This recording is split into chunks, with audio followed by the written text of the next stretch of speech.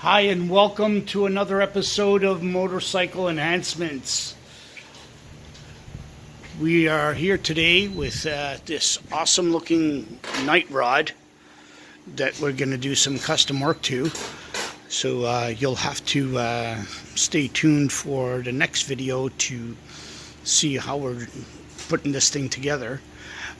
Today I'm just going to show you this fat tire kit that we're going to put together on this beautiful V-Rod.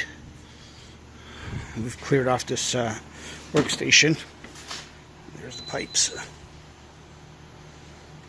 So it's looking good. So this is just about to go down. It's an Avon 300 series tire, and we're gonna do the matching red pinstriping on the wheel. This custom wheel and the custom swing arm. So stay tuned, and we'll have this baby up and running. Thanks for watching. Make sure you subscribe down below, and follow us on Facebook and Instagram. Have a nice day.